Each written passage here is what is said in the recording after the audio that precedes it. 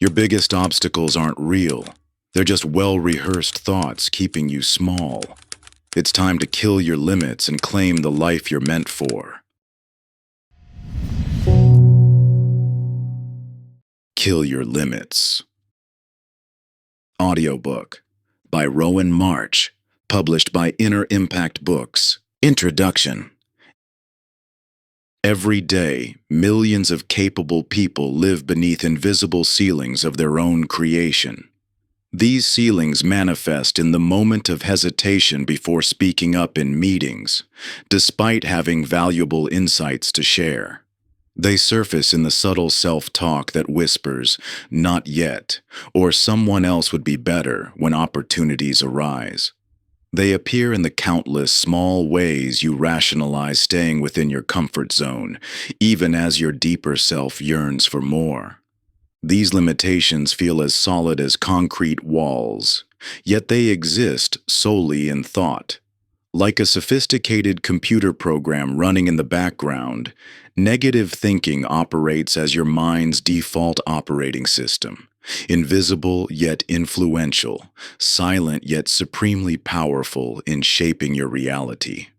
This mental framework filters your experiences, defines your possibilities, and ultimately determines the boundaries of your life. You might recognize this pattern. A new opportunity emerges that aligns perfectly with your aspirations. Your initial excitement quickly gives way to doubt. What if I'm not qualified enough? What if I fail? What if others judge me?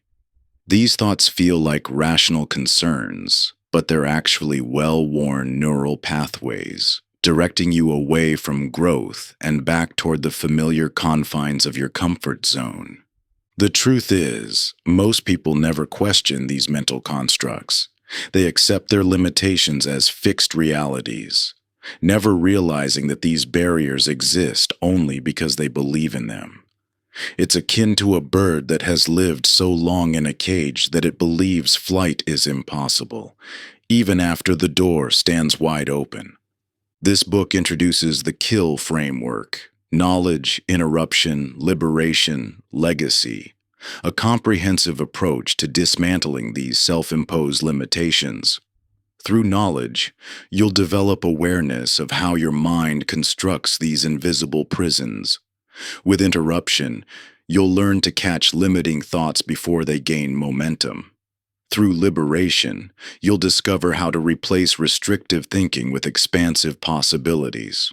Finally, legacy reveals how your transformed perspective naturally elevates those around you. This journey won't be easy. Rewiring thought patterns that have been reinforced over years or decades requires dedication and persistence. But unlike many challenges you face, this one offers a unique advantage.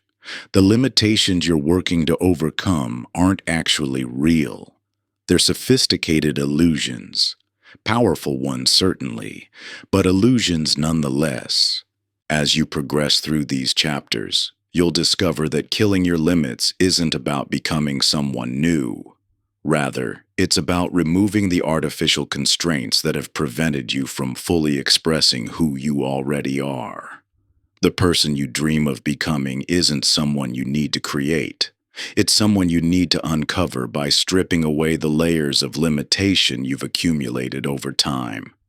Your journey toward unlimited thinking begins now. The cage door stands open. The question is, are you ready to rediscover your wings? Chapter 1. The Stories We Live By. You're trapped in a room, heart racing as you search frantically for an escape. The walls seem to close in as you test every possible exit, growing increasingly desperate. Then, in a moment of clarity, you reach for a door handle and discover something stunning. It was unlocked all along. Every single door in this room has been unlocked from the beginning. Your imprisonment wasn't in the physical barriers, but in your absolute certainty that escape was impossible. This scenario parallels a profound truth about human limitation. What binds us most powerfully isn't our circumstances, but our certainty about what those circumstances mean. Your brain is fundamentally a meaning-making machine, constantly weaving narratives to explain your experiences, capabilities, and place in the world. These stories become the invisible architecture of your life, defining what you believe is possible or impossible for you. The human brain prioritizes coherent narratives over accuracy. When faced with any experience, it rapidly constructs explanations that feel true, regardless of their actual validity. Neuroscience shows this process begins in milliseconds, long before conscious thought engages. Your mind would rather have a coherent story that limits you than sit with the discomfort of uncertainty. These narratives form early and run deep. Cultural messages, childhood experiences, and particularly impactful moments become the raw material from which your mind constructs its fundamental beliefs about reality. A single negative comment from a teacher about your academic ability might crystallize into a lifelong story about your intelligence. A parent's well-intentioned warning about financial security might become the foundation of a narrative that keeps you trapped in an unfulfilling career. The challenge in questioning these stories lies in their invisibility. They don't feel like stories at all. They feel like reality itself. Suggesting that your limitations might be self-imposed narratives can feel threatening, even offensive. After all, these stories have organized your entire understanding of yourself and the world. They've become the water you swim in, so pervasive you've stopped noticing their presence. Consider the mapmaker who refuses to update their charts despite clear evidence that landscapes have changed. They cling to outdated representations, not because they're accurate, but because they're familiar.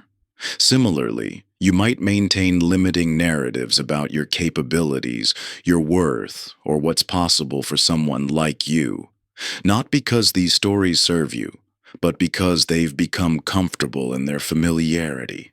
Your mind continually filters experience through these established narratives, selectively perceiving evidence that confirms them while dismissing contradictory information.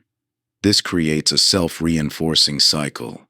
Your stories shape what you notice, and what you notice reinforces your stories.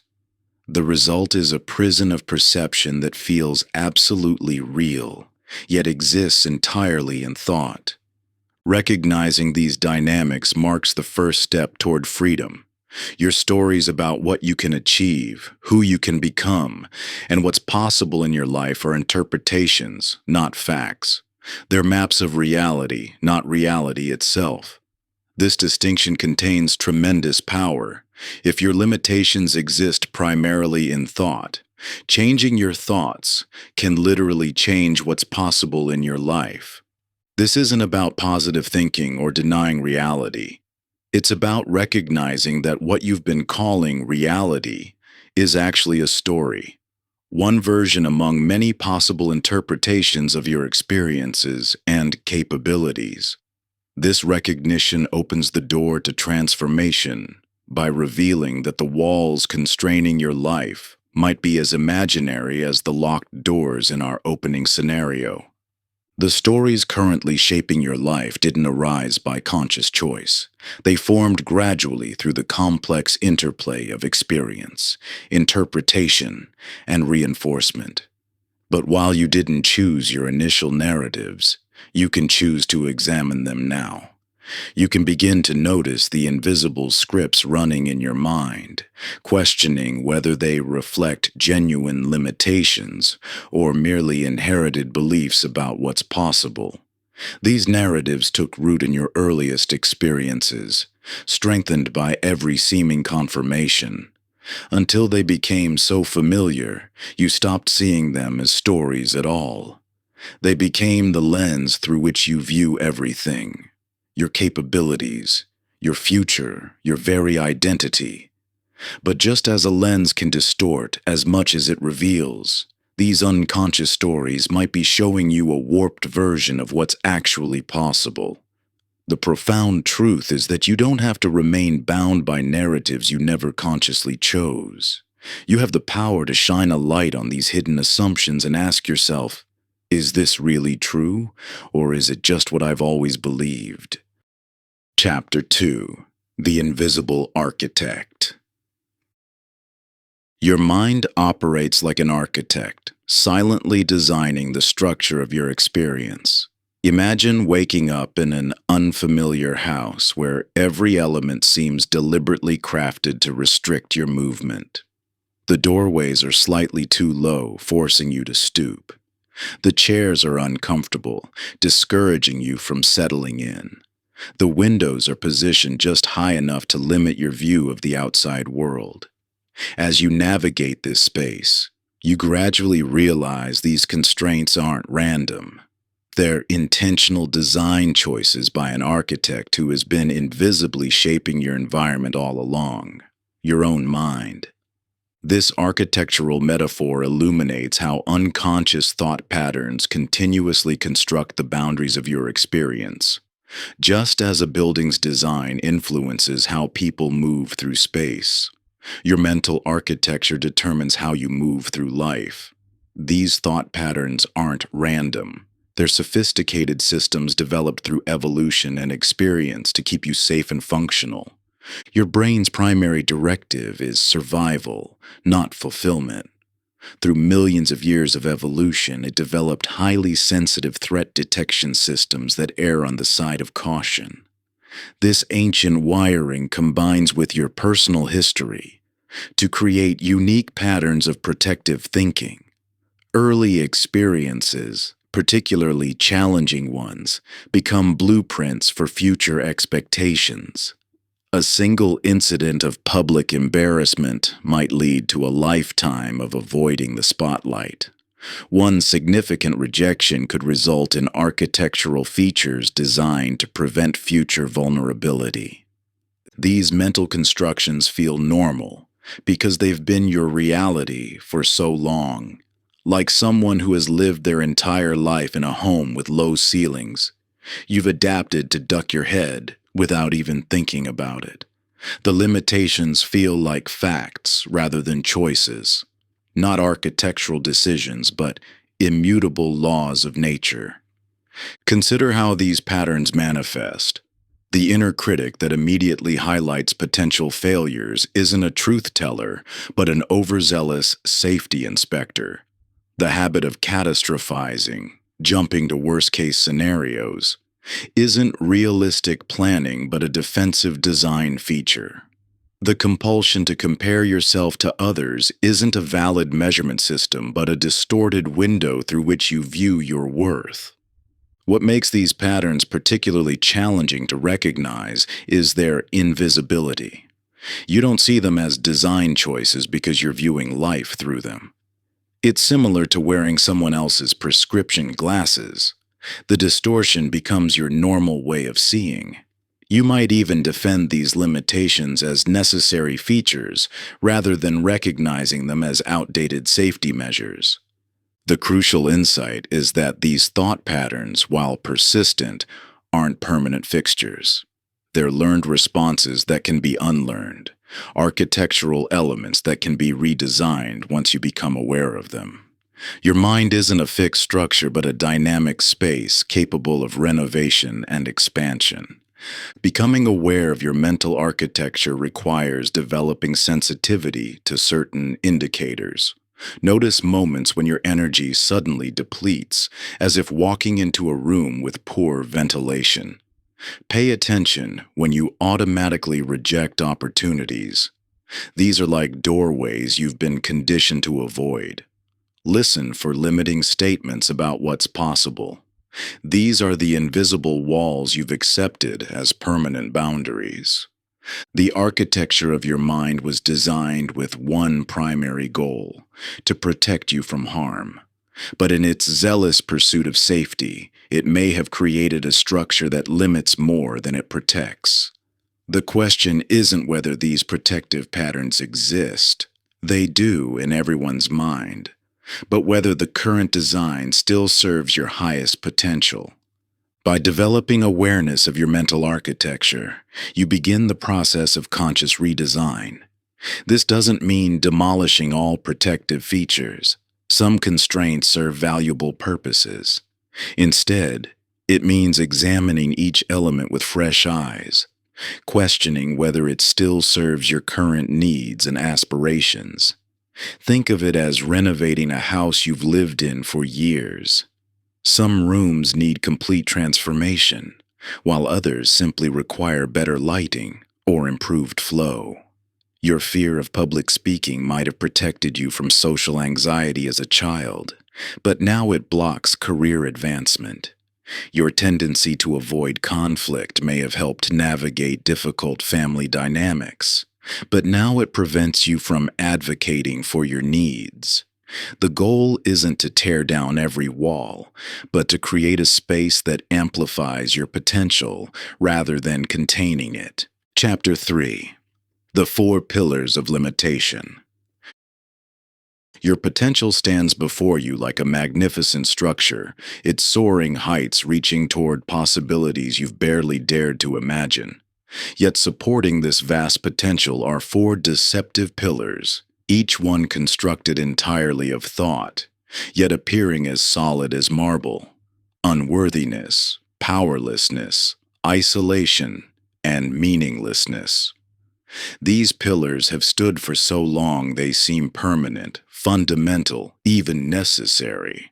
But they are merely inherited architecture, passed down through generations of human experience.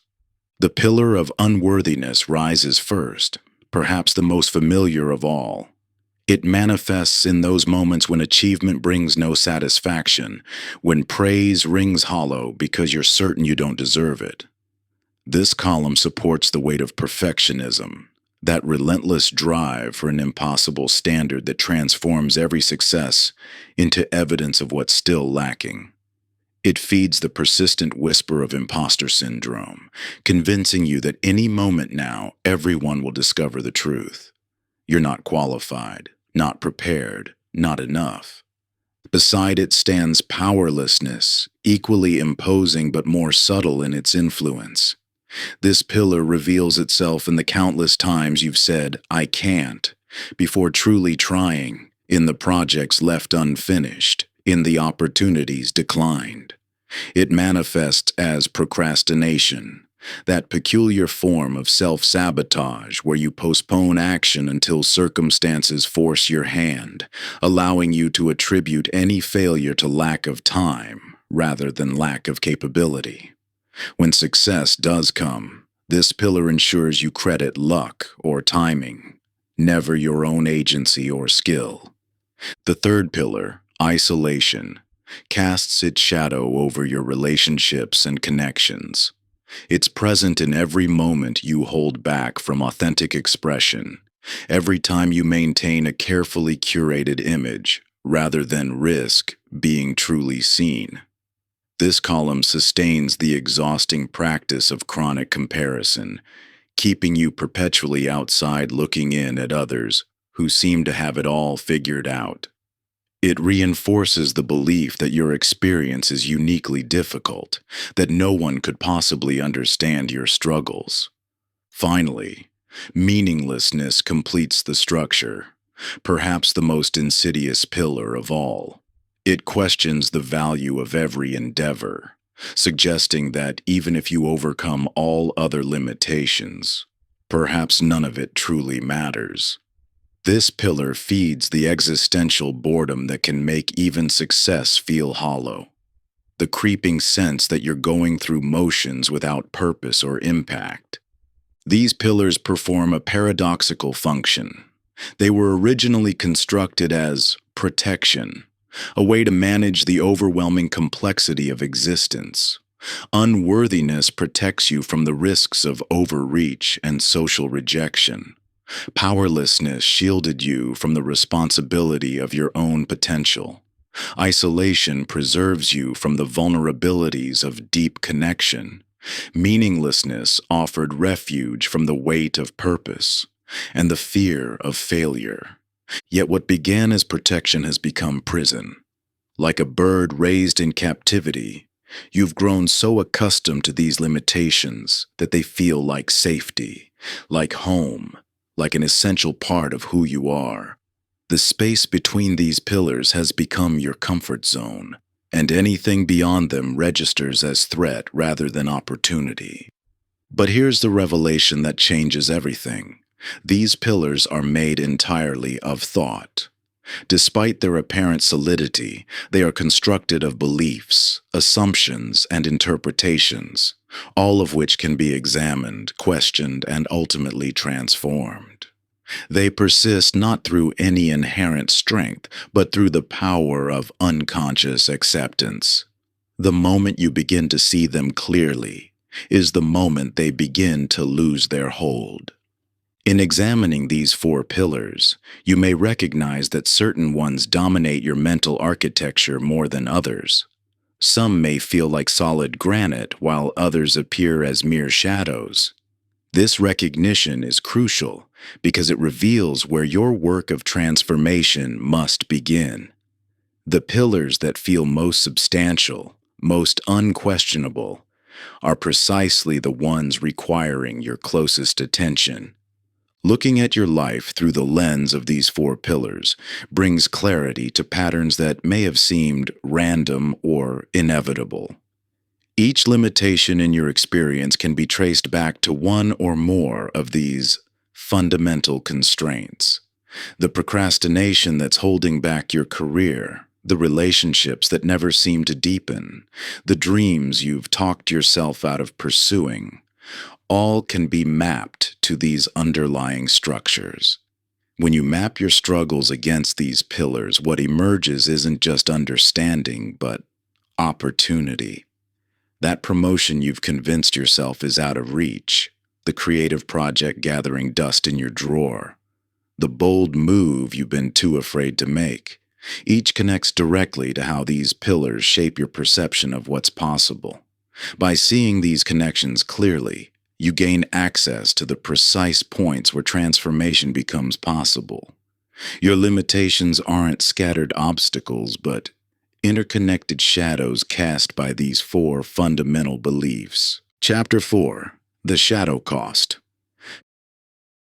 Picture someone meticulously counting pennies and nickels, completely absorbed in their modest collection, while unnoticed, precious diamonds slip through holes in their pockets with every movement. Their intense focus on what they lack blinds them to the abundance already within their grasp, creating a tragic irony that plays out moment by moment. This scene mirrors the profound cost of limiting thoughts, a price so pervasive yet subtle that most never recognize its true magnitude. While you diligently monitor perceived shortcomings, invaluable opportunities for growth, connection, and achievement silently slip away.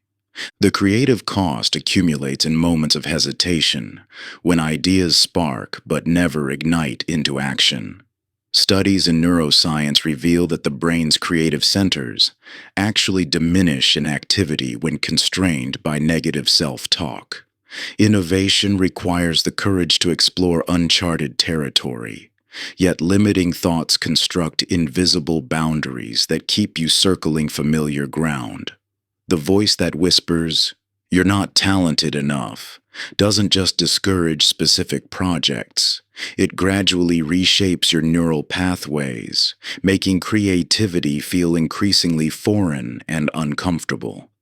In relationships, the toll compounds through missed connections and unopened hearts.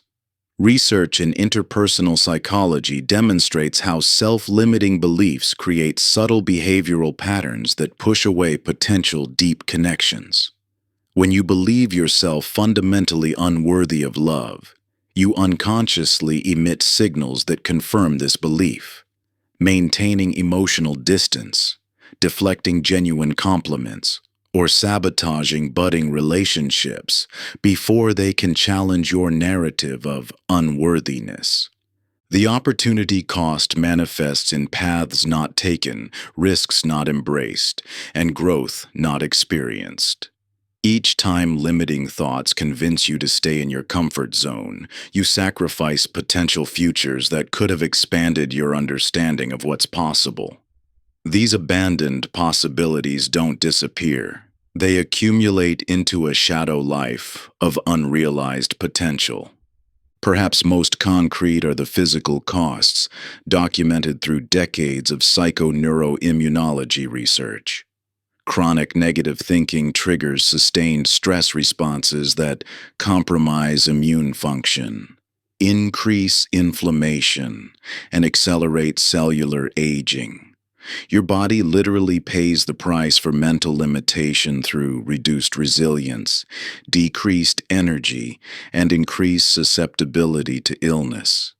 Like a garden where weeds receive careful attention while flowers wither from neglect, your mind's focus determines what thrives. Every moment spent reinforcing limiting beliefs represents energy diverted from nurturing your potential. This misallocation of mental resources creates an opportunity cost that compounds over time. The more attention devoted to limitation, the less available for recognizing and acting on possibilities. What makes these costs particularly insidious is their gradual accumulation. No single moment of negative thinking appears catastrophic, yet like water wearing away stone, the cumulative effect reshapes the landscape of your life. You don't wake up one morning having lost all creativity or connection. Instead, these capacities slowly atrophy through persistent undernourishment. Yet these costs, however substantial, remain optional. Research in neuroplasticity proves that mental patterns can be redirected at any moment, creating new neural pathways that support expansion rather than limitation. Each instance of awareness offers a choice point, an opportunity to redirect attention from familiar limitations toward unexplored possibilities. Consider how many diamonds have already slipped through the holes in your pockets while you focused on counting pennies. What creative expressions have withered before blooming? Which relationships remained surface level when they could have transformed your understanding of love? What adventures were abandoned before they began? How has your physical vitality been compromised by the steady drip of limiting thoughts?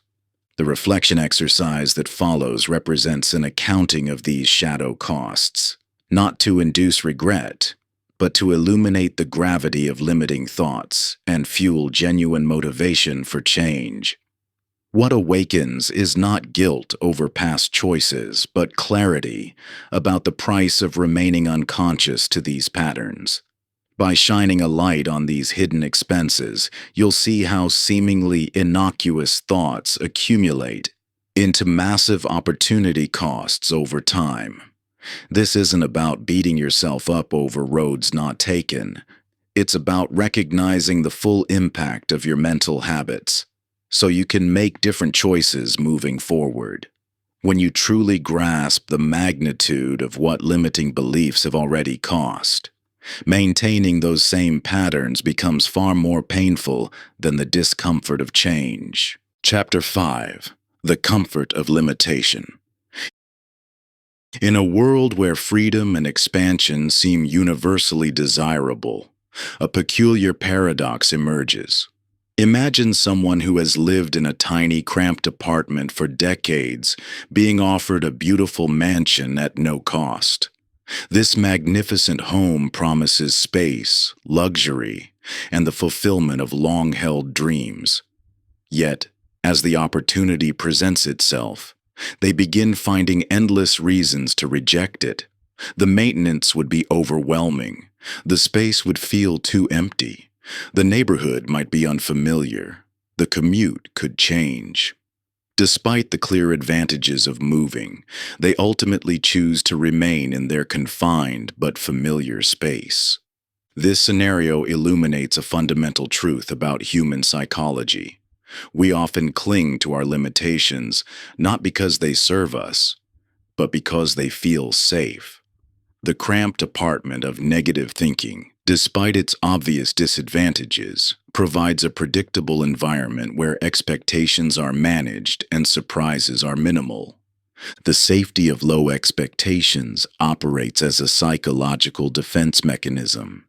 When you constantly anticipate negative outcomes, you create an illusion of control over disappointment.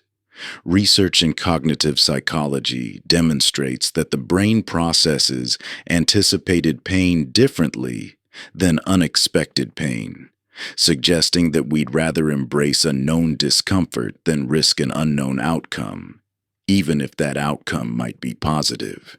This attachment to limitation manifests in the subtle ways you might sabotage opportunities for growth. You might find yourself downplaying achievements to avoid raising expectations, declining opportunities that could lead to expansion, or maintaining relationships that reinforce your limiting beliefs. These behaviors aren't random. They're sophisticated strategies for maintaining psychological comfort, even at the cost of potential fulfillment. Identity continuation presents another powerful force binding you to familiar constraints. Your limiting beliefs, however painful, have become integrated into your self-concept. They provide a consistent narrative about who you are and what's possible for you. Challenging these beliefs threatens not just your thoughts, but your very sense of self.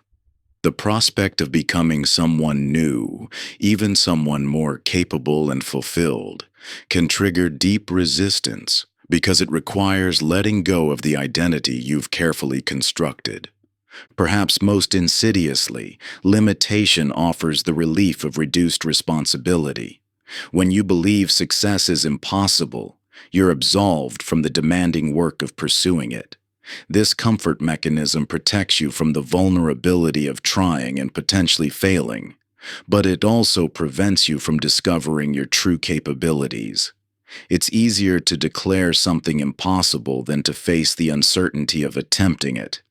The relationship with limitation often mirrors that of a prisoner who has decorated their cell so thoroughly that the prospect of freedom becomes threatening. You may have adapted to your constraints, finding ways to make them feel like home. You've learned where every piece of furniture fits in your cramped apartment of negative thinking, and the thought of rearranging everything in a mansion of possibility creates genuine anxiety. However, this comfort is ultimately an illusion, a trade-off where you exchange the discomfort of growth for the familiarity of constraint. True comfort isn't found in the predictability of limitation, but in the expansive freedom of possibility. While growth initially feels threatening, it eventually provides a deeper security than any constraint could offer. The security of knowing you can handle whatever comes, that you're capable of adapting and thriving in new circumstances. The critical shift occurs when you recognize that your attachment to limitation isn't a personal failing, but a natural psychological response to uncertainty. This understanding creates space for compassionate examination of your resistance to change. It allows you to acknowledge the legitimate comfort you've found in familiar constraints, while recognizing that this comfort comes at an unsustainable cost. Scientists studying behavioral change have observed that awareness of resistance often precedes meaningful transformation. When you understand what your limiting beliefs provide, whether it's protection from disappointment, identity continuity, or reduced responsibility, you can consciously develop new strategies for meeting these needs without sacrificing growth. Your relationship with limitation is complex, built on layers of past experiences and learned responses. Like the person hesitating at the threshold of their new mansion, you stand at the boundary between familiar constraint and unknown possibility. Understanding the comfort mechanisms that keep you tethered to limitation is the first step toward choosing a different response, one that honors your need for security while embracing the adventure of growth. These patterns of limitation didn't develop overnight. They emerged gradually through countless small moments when uncertainty felt threatening and familiar boundaries offered refuge. Each time you retreated to the safety of what you knew, these patterns grew stronger, more automatic, until they become your default way of engaging with life's challenges. Yet within this very understanding lies the seed of transformation. Recognizing how these protective patterns formed reveals they can be reshaped with equal intention and care. Chapter 6: The Liberation Mindset. When two mountain climbers encounter an unexpected storm on their ascent, their divergent responses reveal a profound truth about human perception. While identical weather conditions confront them both, their experiences could not be more different. The first climber's mind immediately constructs a narrative of danger and defeat, cataloging all possible disasters that could unfold. Their body tenses, their breathing becomes shallow, and their capabilities diminish as stress hormones flood their system. The second climber's mind engages differently, seeing the same challenging conditions, but perceiving them through a lens of adaptation and growth. Their attention turns to available resources, possible routes, and necessary adjustments. This stark contrast illuminates how your mindset shapes not just your interpretation of events, but your actual lived experience of them. The liberation mindset isn't about denying challenges or maintaining artificial positivity. Instead, it represents a fundamental shift toward accurate perception, seeing reality without the distorting filters of fear-based projection or habitual negativity. At its core, the liberation mindset operates through present moment awareness. When you're fully present, you respond to what's actually happening rather than getting lost in catastrophic projections about what might occur. This awareness creates space between stimulus and response, allowing you to choose your interpretation rather than defaulting to conditioned patterns of limitation.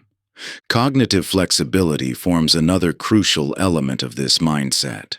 Just as a skilled martial artist maintains loose joints ready to respond in any direction, the liberated mind remains supple enough to perceive multiple possibilities in any situation. This flexibility doesn't mean ignoring potential dangers or difficulties. It means maintaining the capacity to see beyond them to available opportunities and solutions.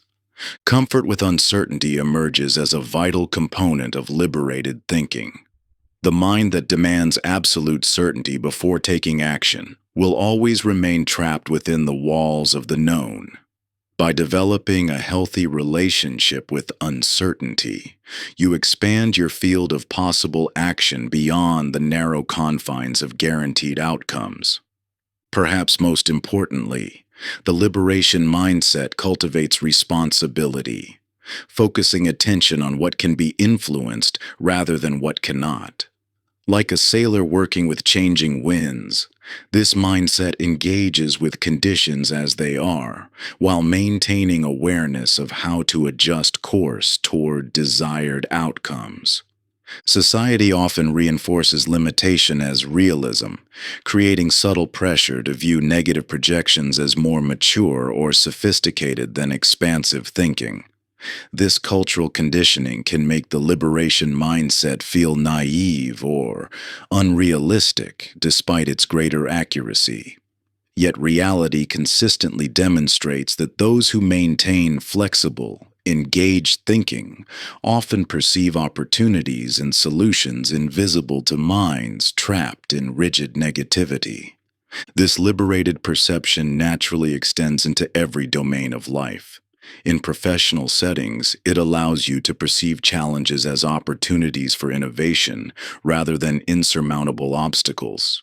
In relationships, it enables you to see beyond surface conflicts to deeper possibilities for connection and understanding. In personal growth, it transforms perceived limitations into fascinating edges for expansion. The most profound revelation about the liberation mindset is that it isn't something you need to achieve. It represents your natural state of perception beneath accumulated layers of fearful thinking. Like clearing dust from a window, developing this mindset involves removing distortions rather than adding new capabilities. Through consistent cultivation of cognitive flexibility, you can train your mind to perceive multiple perspectives in challenging situations. Rather than immediately constructing limiting narratives, you learn to ask empowering questions that expand perception. What opportunities might this situation contain? What resources haven't I considered? What becomes possible if I approach this differently? This fundamental shift from rigid limitation to flexible engagement creates the foundation for sustainable transformation. Like those two mountain climbers facing the same storm, your experience of life's challenges transforms not because circumstances change, but because you develop the capacity to perceive and engage with them differently. This fundamental shift from rigid limitation to flexible engagement creates the foundation for sustainable transformation. Like those two mountain climbers facing the same storm, your experience of life's challenges transforms not because circumstances change, but because you develop the capacity to perceive and engage with them differently. The beauty of this transformation lies in its permanence. Once you understand that perception shapes reality, you gain access to an unlimited source of power. Every obstacle becomes an invitation to practice this new way of seeing. Each setback offers a chance to flex your growing capacity for creative engagement. Even moments of doubt serve as opportunities to strengthen your commitment to this expanded perspective. You're not just learning a new skill, you're awakening an innate ability that has always existed within you. This is the profound difference between temporary motivation and lasting transformation. While motivation pushes you to overcome obstacles through sheer force of will, transformation allows you to navigate challenges with natural grace and wisdom. Chapter 7. The Moment of Power. Think of a speeding train approaching a critical junction. In those fleeting moments before momentum carries it past the turning point, a simple switch can alter its entire trajectory. This image captures the essence of pattern interruption, those crucial instants between stimulus and response, where you can redirect the course of negative thinking. Your brain operates through neural pathways strengthened by repetition. Each time you engage in a particular thought pattern, you reinforce these neural connections, making them more likely to activate in similar future situations. However, these patterns aren't instantaneous. They unfold across microseconds, creating brief windows of opportunity for intervention. Modern neuroscience reveals that thought patterns follow predictable sequences of activation. When a trigger event occurs, it initiates a cascade of neural firing that, if left uninterrupted, completes the familiar circuit of negative thinking. Yet between the initial trigger and the full activation lies a space, small but significant, where conscious intervention can redirect the pattern. Your body offers subtle signals before negative thinking takes full control. A slight tension in your shoulders, a shift in your breathing pattern, a flutter in your stomach. These physical sensations often precede the complete activation of limiting thoughts. Like a musician who learns to detect the slightest discord in a familiar piece, you can develop sensitivity to these early warning signs. This sensitivity becomes your early detection system. When you notice these indicators, you stand at that critical junction where the track can still be switched. The key isn't eliminating negative thoughts entirely, an impossible and counterproductive goal. Instead, success lies in recognizing the space between stimulus and response, that moment of power where choice becomes possible. Consider how your nervous system responds to perceived threats. The initial recognition happens in milliseconds, but the full stress response takes longer to cascade through your body. In this gap between recognition and reaction lies your opportunity for intervention. The effectiveness of pattern interruption varies among individuals and situations. Some respond best to physical interventions, a change in posture, a deep breath, or movement that breaks the physiological component of the pattern. Others find power in verbal interruptions, specific phrases that halt the momentum of negative thinking. Still others benefit most from immediate perspective shifts that reframe situations before limitation takes hold. The key is identifying your personal triggers and optimal interruption methods. Notice which situations consistently activate limiting thoughts. Pay attention to how these patterns manifest in your body.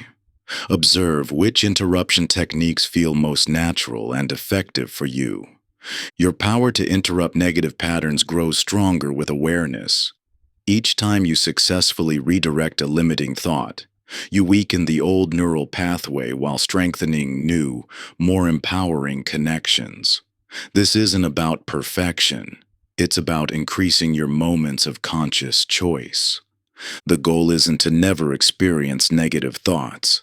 Rather, it's to recognize them early, interrupt their momentum, and redirect your mental energy toward more constructive patterns. Like that train approaching the junction, your thoughts carry tremendous momentum. But with awareness and skillful intervention, you can alter their course before they carry you down familiar tracks of limitation. Understanding pattern interruption reveals that freedom from limiting thoughts isn't about eliminating them. It's about recognizing and using those crucial moments of choice. Your power lies not in avoiding negative thinking, but in developing the awareness and skill to redirect it when it arises. As you practice pattern interruption, you'll discover that these moments of intervention become more apparent and accessible. What once felt like instantaneous, inevitable responses begin to reveal their component parts. The trigger, the gap, and the choice point where you can redirect your mental trajectory toward more empowering possibilities. This awareness and skill become particularly valuable during challenging situations, when limiting thoughts tend to arise with greater frequency and intensity. By understanding the mechanics of pattern interruption, you transform these challenges into opportunities for practicing conscious redirection of your mental energy. In moments of stress, uncertainty, or pressure, your heightened sensitivity to thought patterns allows you to catch negative spirals earlier before they gain momentum. What might have previously overwhelmed you becomes a powerful training ground, where each difficult circumstance strengthens your ability to navigate your mental landscape with greater precision and purpose. Chapter 8. The Question That Liberates. Picture someone frantically trying various keys in a lock, anxiety mounting with each failed attempt, certain they're trapped, only to discover the door was never locked at all. The limitation existed purely in their mind, an assumption so convincing it created a very real experience of constraint. This scenario illuminates a profound truth about human consciousness. Many of our most restrictive limitations exist only as unexamined assumptions. Transformative questioning serves as your primary tool for dismantling these invisible constraints. When you encounter a limiting thought, 4 fundamental questions can create immediate shifts in perception. First, is this thought absolutely true? Forces you to confront the difference between interpretation and fact. Second, can I absolutely know it's true? Pushes deeper, revealing how even our most confident assumptions rest on incomplete information. Third, how do I react when I believe this thought? Exposes the real-world impact of accepting limitations as truth. Fourth, who would I be without this thought? Opens windows to new possibilities by removing artificial constraints. Your mind naturally resists this type of questioning. It prefers the certainty of familiar limitations over the uncertainty of expanded possibilities. This resistance often manifests as immediate justification, your thoughts rushing to defend their validity before examination can occur. This defensive response actually signals you're approaching something significant, as the mind most fiercely protects its most fundamental assumptions. Different thinking patterns respond to different types of questions. Analytical minds resonate with logical inquiries that expose inconsistencies. What evidence supports this limitation? Or, what contrary evidence am I ignoring? Emotional thinkers connect with feeling-based questions. How does believing this thought make me feel? Or, what emotions am I avoiding by maintaining this limitation? Possibility-focused questions like, what opportunities would become available if this limitation weren't true, serve those oriented toward potential and growth.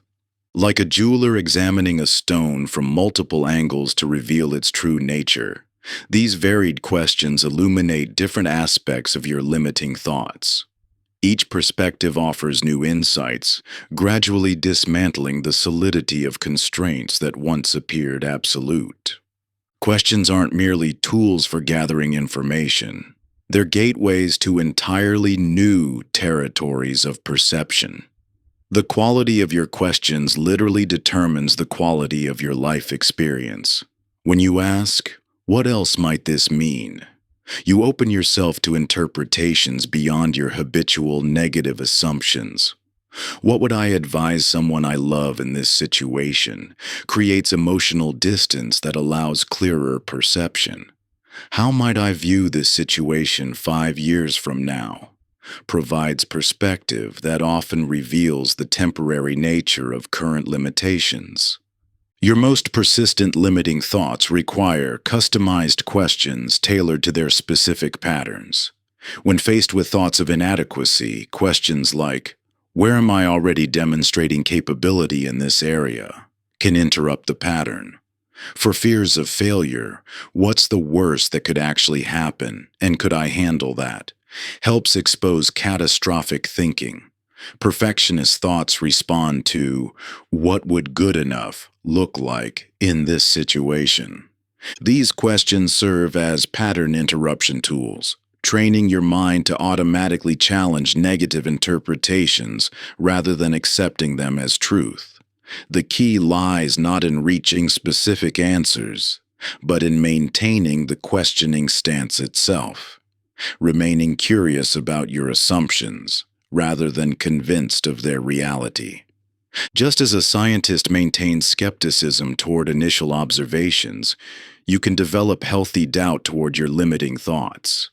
This isn't about replacing negative thoughts with positive ones, but about discovering what's actually true beyond your habitual interpretations. Through consistent questioning, what once appeared as solid barriers gradually reveal themselves as transparent assumptions, ready to dissolve in the light of conscious examination. The room you believed was locked begins to show its true nature. The keys you've been frantically trying weren't necessary. The door yields to a simple push once you question your assumption of constraint. This revelation doesn't come through force or technique, but through the gentle yet persistent power of transformative questioning. Like shadows dissolving in morning light, your perceived barriers fade when exposed to conscious inquiry. The walls that seemed so solid, the limitations that felt so real, they begin to shimmer and shift as you recognize them as projections of unchallenged thoughts rather than concrete reality. Your prison transforms into a practice ground where each seemingly locked door invites you to examine what you've accepted as unchangeable truth. Chapter 9: The Language of Liberation. Words shape worlds. Two identical gardens planted in identical soil under identical conditions can yield dramatically different results based solely on the words spoken to them. This reality extends far beyond horticulture. Your language patterns actively construct the boundaries of your perceived possibilities. Consider how absolute terms create rigid barriers in your mind. When you declare, "I always fail at relationships," or "I never succeed in interviews," you're not merely describing past experiences, you're programming future limitations. These linguistic absolutes deny the natural variety and possibility inherent in life, creating artificial constraints that feel as solid as physical walls. Identity statements carry particular power through their implied permanence. When you say, "I am bad with money," rather than "I'm currently learning about financial management," you transform a temporary condition into a seemingly fixed aspect of your being. The simple shift from "I am" to "I currently" or "I'm learning" immediately opens space for growth and transformation. Subtle disempowerment often hides in common phrases. "I can't" suggests impossibility, while "I choose not to" or "I'm not ready to" acknowledges agency. "I should" implies external obligation, while "I want to" or "I choose to" centers your authentic desires. These slight variations in language dramatically affect your relationship with challenges and opportunities. Different domains of limitation express themselves through characteristic linguistic patterns. The vocabulary of unworthiness revolves around variations of "not enough," "not smart enough," "not qualified enough," "not experienced enough." The language of powerlessness emphasizes external causation. "They won't let me." "The situation prevents me." "I have no choice." The dialect of isolation speaks in absolutes of separation. "No one understands." "I'm the only one who," "everyone else is." Just as a translator gains new freedoms by learning another language, you can expand your possibilities by adopting new linguistic patterns. Provisional language maintains flexibility. So far. At this point, based on current information, process language acknowledges change. "I'm developing." "I'm learning." "I'm discovering." Possibility terms create openness. "What if?" "I wonder." "Perhaps." Agency expressions recognize choice. "I choose." "I prefer." "I'm deciding."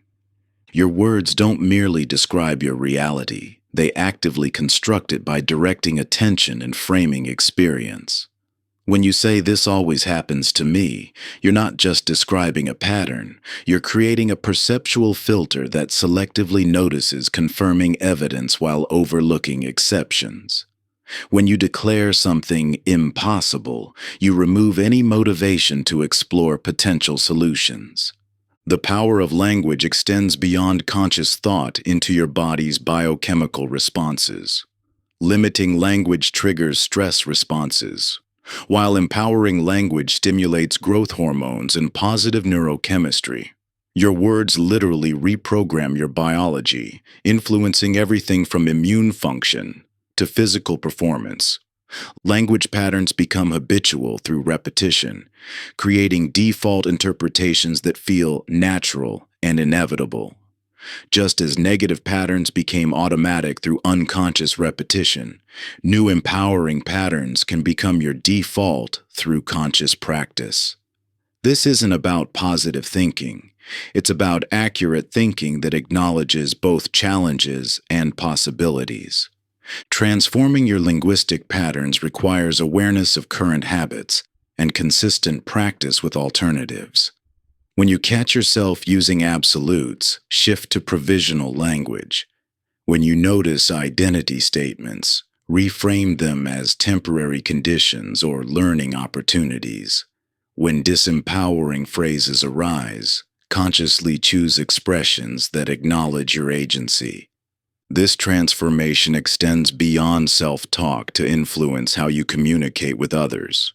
Your language sets the tone for relationships, shapes team dynamics, and influences how others perceive and respond to you. As you adopt more empowering patterns, you naturally create environments that support growth and possibility rather than reinforcing limitations. The key lies in recognizing that language isn't just a passive tool for describing reality. It's an active force in constructing your experience. Every word choice either reinforces existing limitations or creates openings for new possibilities. Through conscious attention to language patterns, you can literally speak yourself free from self-imposed constraints. Each phrase you utter ripples through your neural pathways, either deepening familiar ruts of limitation or carving new channels toward expansion. The words flowing through your mind and from your lips shape not only how you view the world, but how the world responds to you. This isn't mystical thinking. It's the tangible impact of language on perception, behavior, and ultimately, the reality you create moment by moment. Chapter 10. The Emotional Doorway. Your mind operates like an intricate puzzle, with thoughts and emotions interlocking in complex patterns. Yet most attempts to change negative thinking patterns ignore a crucial reality.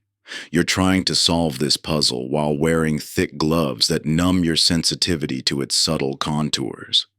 These gloves represent emotional disconnection, a common adaptation in a society that often prioritizes intellectual understanding over emotional awareness.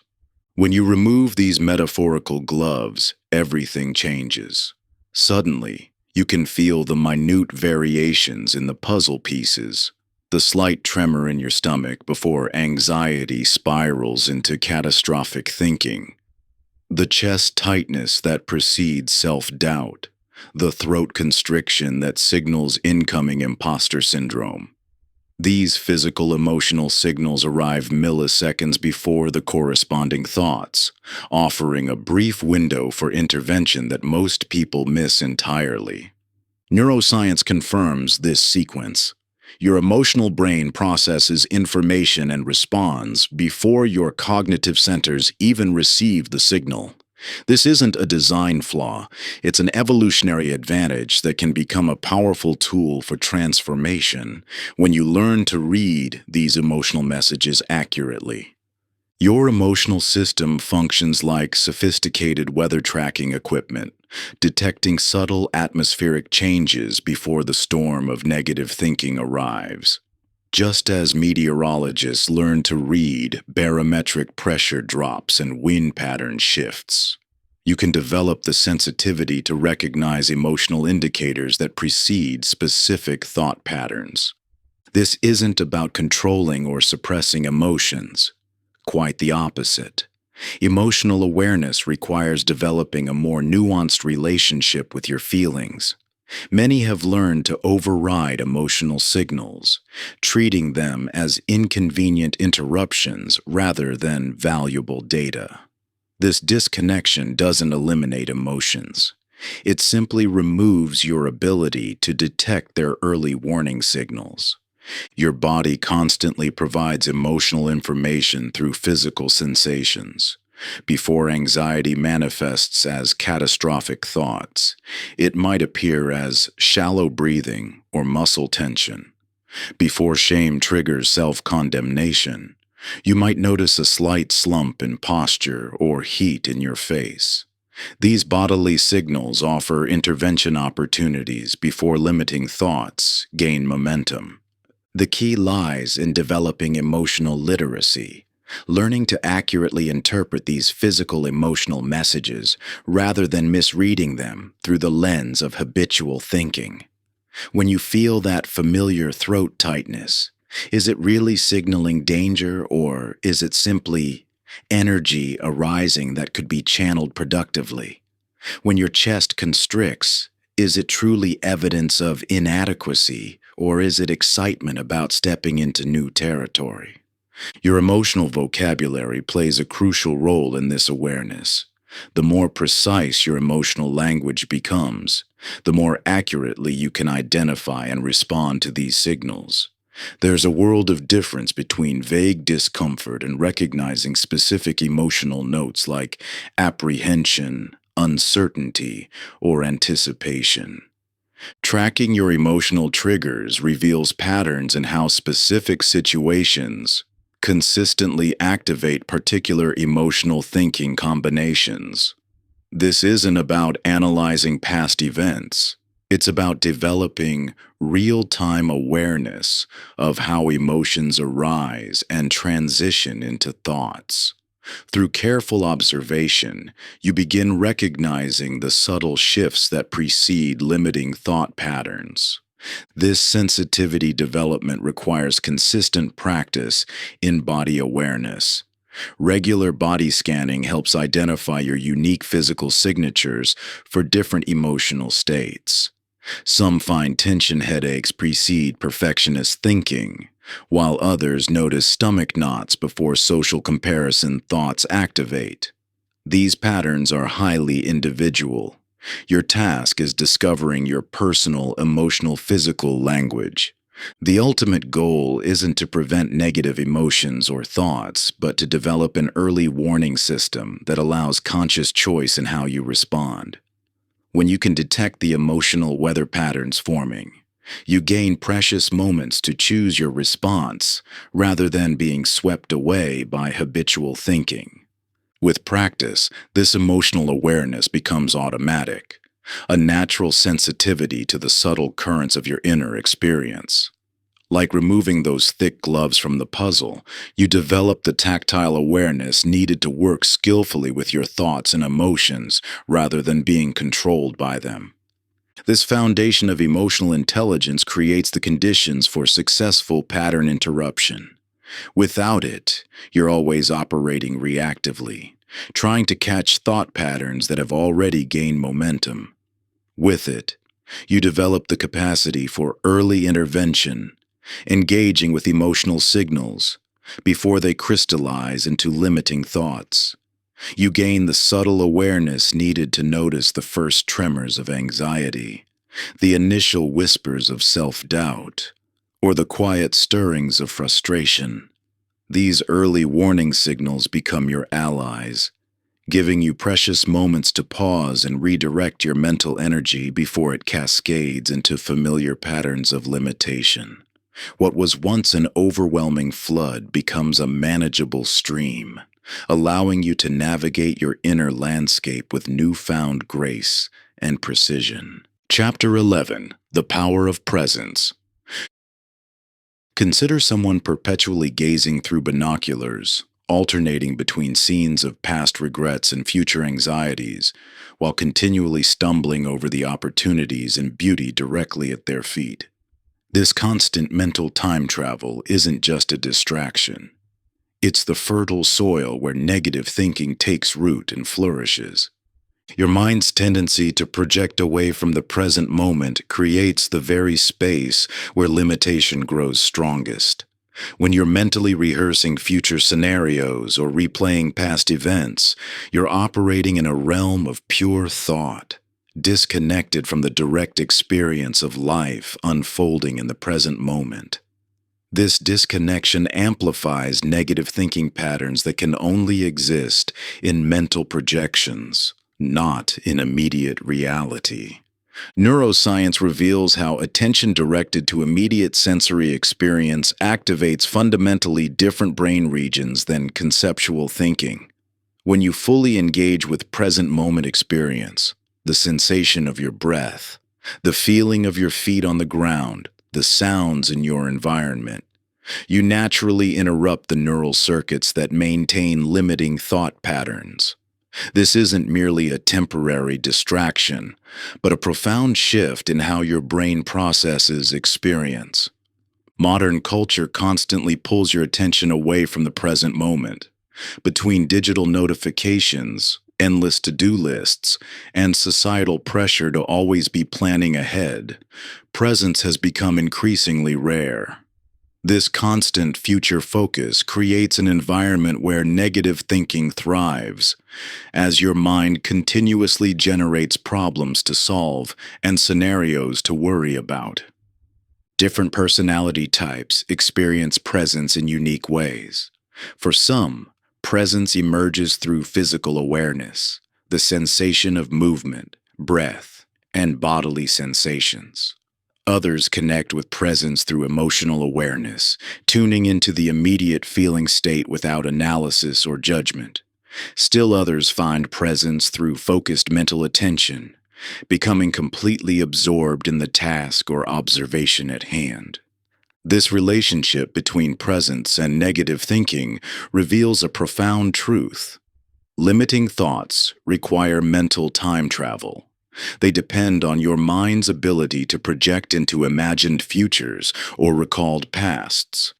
In the actual present moment, negative thinking has no substance.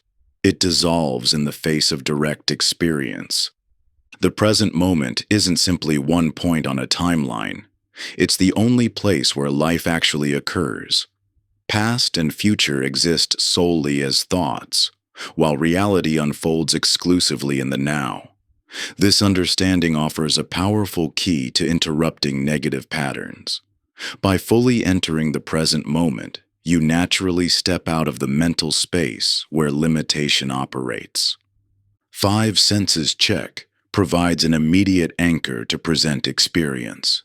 When negative thinking begins to spiral, systematically noting one thing you can see, hear, feel, smell, and taste instantly breaks the pattern by engaging different neural pathways. This isn't about forcing thoughts away, but about redirecting attention to direct experience. Single-task focus eliminates the divided attention that enables limiting thoughts to persist in the background of consciousness. By fully engaging with one activity, whether washing dishes, walking, or working, you leave no mental space for negative patterns to operate. This focused attention becomes a form of meditation in action. Micro-moment appreciation trains your mind to notice beauty and value in ordinary experience. This practice counteracts the tendency of negative thinking to dismiss or devalue the present moment in favor of imagined futures or idealized pasts. By cultivating genuine appreciation for simple experiences, the warmth of sunlight, the taste of water, the comfort of a chair, you develop a natural resistance to limitation-based thinking. These approaches to presence don't require adding new activities to your day. Instead, they integrate into existing activities, transforming routine moments into opportunities for liberation from limiting patterns. Each moment of presence becomes a gateway to freedom from negative thinking, available whenever you choose to step through it. The beauty of this transformation lies in its simplicity. You already have everything you need. Your morning coffee, your commute, your lunch break. These aren't obstacles to overcome, but portals to deeper awareness. Even the most mundane tasks become powerful tools for breaking free from mental constraints when approached with full attention. You're not adding another item to your to-do list. You're discovering the hidden potential within what you're already doing. Chapter 12. The Creative Alternative. Picture a dark room where someone frantically waves their hands, desperately trying to scoop away the darkness. Their efforts grow increasingly frenzied as the darkness persists, unmoved by their struggle.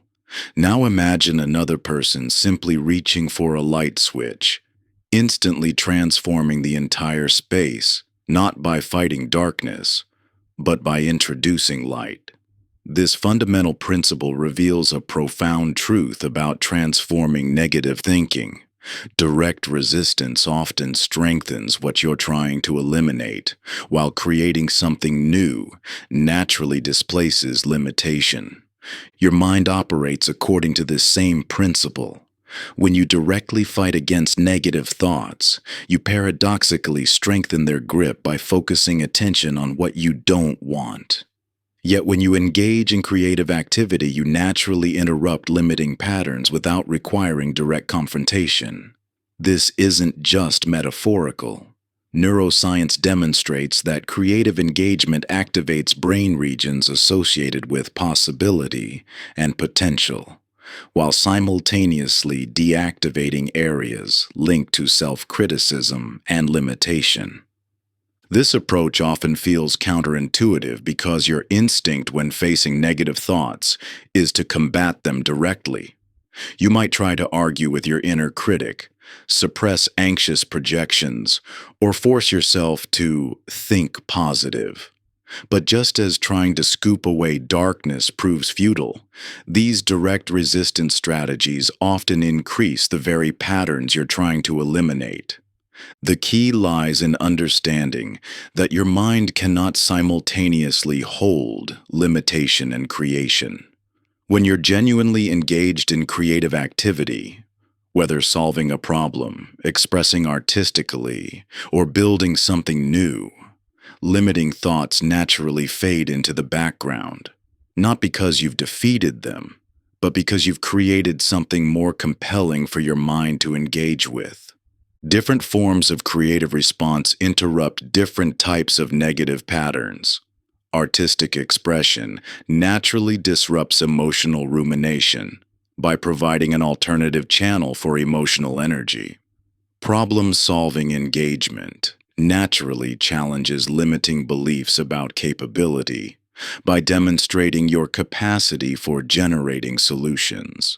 Connection with others dissolves thoughts of isolation by creating genuine experiences of belonging. Consider how a river naturally changes course when a new channel appears.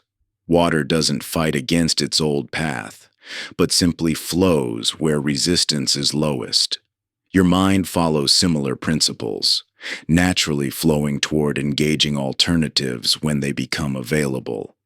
This reveals that limitation persists, not because of its inherent power, but because of the absence of compelling alternatives. Your mind, like nature, abhors a vacuum and will fill empty mental space with familiar patterns unless something more engaging is offered. Current neuroscience supports this understanding. When you engage in creative activities, your brain's default mode network, associated with self-referential thinking and rumination, becomes less active. Meanwhile, regions associated with focused attention and novel problem-solving light up, creating neural patterns incompatible with limiting thought cycles. This principle applies across various domains where negative thinking typically occurs. Anxious projection naturally dissolves when engaged with curiosity questions that direct mental energy toward genuine exploration. Defeatist thinking loses its grip when actively generating possibility scenarios that expand perceived options. Comparative judgment fades when attention shifts to appreciation practices that engage you with present value. Self-critical rumination interrupts when mental energy flows toward generative activities that demonstrate capability. The effectiveness of this approach lies in its indirect nature. Rather than creating another form of resistance, which paradoxically strengthens what you resist, creative engagement offers your mind something more compelling to focus on. It's the difference between trying to stop thinking about something, which typically intensifies that thought, and becoming so absorbed in an engaging activity that limiting thoughts naturally fade from awareness. Understanding this principle transforms how you approach negative thinking patterns. Instead of struggling against limitation, you learn to recognize it as a signal to engage creatively. Each limiting thought becomes an invitation to generate something new, whether that's a fresh perspective, an innovative solution, or a creative expression. This shift from resistance to creation fundamentally alters your relationship with limiting thoughts. Rather than viewing them as enemies to be defeated, you begin to see them as signals indicating where creative energy wants to flow. The question becomes not, how do I stop these thoughts? But, what can I create here that would naturally displace this limitation?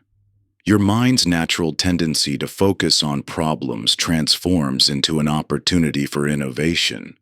When self-doubt whispers that you're not ready, you respond by designing small experiments that build confidence. When fear suggests retreat, you craft solutions that expand your comfort zone inch by inch. In this way, every limiting thought becomes raw material for growth, not through force or denial, but through the natural displacement that occurs when something more compelling takes root in your awareness. Chapter 13. The Observer Self. Imagine being so immersed in a movie that you believe it's your reality, experiencing every emotion as if the events were happening to you. Your heart races during chase scenes, tears flow during moments of loss, and tension grips your body during conflicts. Then gradually, you become aware of the theater seat beneath you, the screen before you, and the simple fact that you're watching images projected on a surface. While the movie continues playing, your relationship to it fundamentally transforms. You can still engage with the story, but you're no longer controlled by it. This shift mirrors the profound transformation available in your relationship with negative thinking. Just as you can become so absorbed in a film that you temporarily forget you're watching one, you've likely become so identified with your thoughts that you've forgotten your capacity to observe them. This complete identification makes negative thinking feel like absolute reality rather than mental activity occurring within your awareness. Throughout history, contemplative traditions have recognized this fundamental human capacity to witness mental content without becoming entangled in it. Modern psychology, particularly mindfulness-based approaches, has validated this ancient understanding through research, demonstrating how developing the observer perspective creates psychological flexibility and emotional resilience. When you're completely identified with thoughts, negative thinking exerts tremendous power because it feels like reality itself, rather than one perspective among many. Each anxious projection seems to reveal genuine danger. Each self-critical thought appears to expose true inadequacy, and each limiting belief presents itself as an unchangeable fact about life. However, just as becoming aware of watching a movie transforms your relationship with the content, recognizing thoughts as events in awareness rather than absolute truth fundamentally changes your experience of negative thinking. Think of consciousness as a vast sky in which thoughts appear like clouds. The sky itself remains unchanged regardless of whether clouds are stormy or peaceful, just as your essential awareness remains constant despite varying mental content. This unchanging witness represents your observer self, the aspect of consciousness that can recognize thoughts without becoming absorbed in them. From this perspective, negative thinking loses its controlling power. Rather than experiencing limiting thoughts as absolute truth requiring belief or resistance, you recognize them as temporary mental events arising in the space of awareness.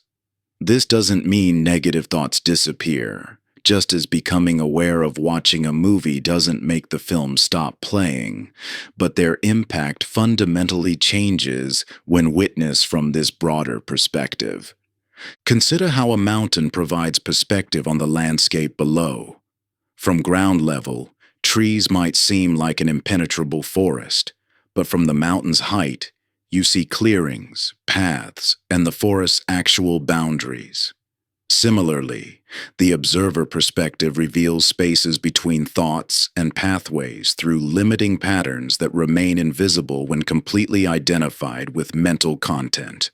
The key to cultivating this perspective lies in recognizing that you are not your thoughts, but the awareness in which they occur. This isn't merely a philosophical distinction, it's a direct experiential recognition that transforms your relationship with negative thinking. Just as you can watch a sunset without becoming the sunset, you can witness negative thoughts without becoming them. The observer self exists as your birthright. It's not something to create, but to uncover and strengthen through practice. Like a muscle that develops through exercise, your capacity to witness thoughts without identification grows stronger through consistent attention. This doesn't require fighting against negative thinking or forcing yourself to be positive. Instead, it involves developing stable attention that can rest in awareness itself while allowing mental content to arise and pass naturally. Through the lens of the observer self, negative thinking transforms from an overwhelming reality into a temporary experience within your broader awareness. This shift doesn't eliminate challenges but fundamentally changes your relationship with them, creating space for new possibilities to emerge. You gain the profound ability to hold difficult thoughts and emotions at a slight distance, neither pushing them away nor becoming consumed by them. What once felt like an inescapable prison of negativity reveals itself as passing weather in the vast sky of your consciousness. This newfound perspective allows you to navigate life's storms without losing sight of the unchanging clarity that lies beyond them. Chapter 14: The Wisdom of Uncertainty. Consider two chess players facing the same complex position. The novice sees only one possible move and feels paralyzed by anxiety about whether it's correct. The master simultaneously holds multiple possibilities in mind, remaining flexible and creative despite the complexity. This fundamental difference in relationship to uncertainty determines not just their experience of chess, but their capacity for growth and innovation. The paradox of uncertainty lies at the heart of mental liberation. While your mind naturally seeks the comfort of certainty, this very desire creates rigid limitations that prevent you from accessing the full range of possibilities available in any situation. The illusion of certainty feels safe, but actually constrains your perception, creativity, and potential. Research in psychological resilience consistently shows that tolerance for uncertainty correlates strongly with life satisfaction, creative achievement, and emotional well-being. Those who can remain comfortable with not knowing demonstrate greater flexibility in problem-solving, more authentic relationships, and higher levels of personal growth. Conversely, individuals with low uncertainty tolerance often exhibit increased anxiety, dogmatic thinking, and resistance to change. Our culture frequently reinforces this limitation by rewarding quick answers over thoughtful exploration, confident assertions over genuine curiosity. The pressure to know pushes many toward premature conclusions and rigid perspectives that provide an illusion of security while severely limiting potential. This dynamic appears across all domains of life, in relationships where assumptions prevent genuine discovery, in creative work where formulas stifle innovation, and in personal growth where fixed identity blocks evolution. The liberation comes in recognizing that certainty isn't a reflection of reality but a psychological state. The feeling of knowing often reveals more about personality and conditioning than actual knowledge. This insight opens the possibility of holding knowledge differently, lightly rather than rigidly, provisionally rather than absolutely. Consider how certainty manifests as limitations in your own experience. Notice how often the phrase "I know" closes you off from new perspectives. Observe how the need to be right creates tension in relationships and resistance to growth. Recognize how the fear of uncertainty drives you toward familiar but limiting patterns rather than extensive possibilities. Developing comfort with uncertainty requires a fundamental shift in how you relate to not knowing. Rather than experiencing uncertainty as a problem to be solved, you can learn to recognize it as a space of possibility waiting to be explored. This shift transforms the anxiety of uncertainty into the excitement of discovery. The practice of provisional thinking offers one pathway into this transformation. Instead of holding conclusions as absolute facts, you learn to treat them as working hypotheses, open to revision. This maintains intellectual humility while allowing you to function effectively in the world. Rather than saying, "I know," you might say, "Based on current evidence, it appears." This simple shift creates space for new information and perspectives. Paradoxical thinking provides another approach by deliberately exploring seemingly contradictory viewpoints. Rather than rushing to resolve ambiguity, you learn to find value in holding multiple perspectives simultaneously. This capacity for cognitive complexity correlates strongly with emotional intelligence and leadership effectiveness. The key lies in progressively expanding your comfort with uncertainty through structured practice. Begin with small ambiguities where the stakes feel manageable. Notice your automatic tendency to seek immediate certainty. Practice pausing in the space of not knowing, allowing multiple possibilities to emerge before moving toward conclusions. As your capacity grows, gradually apply this approach to more significant areas of life. Notice how relationships deepen when you remain curious rather than assuming you know others' motivations. Observe how creative work flows more freely when you release rigid expectations about outcomes. Experience how personal growth accelerates when you hold your identity as an evolving possibility rather than a fixed certainty. The path of uncertainty ultimately leads to greater psychological freedom. When you no longer need situations to be certain to feel secure, you access a deeper stability based on trust in your capacity to respond creatively to whatever emerges. This internal security, paradoxically, comes from embracing rather than resisting uncertainty. As you learn to dance with the unknown, you discover an unshakable confidence that transcends external circumstances. Your power no longer depends on controlling outcomes, but flows from knowing you can navigate any situation with grace and wisdom. What once felt threatening now becomes an invitation to grow, to discover new dimensions of your capabilities.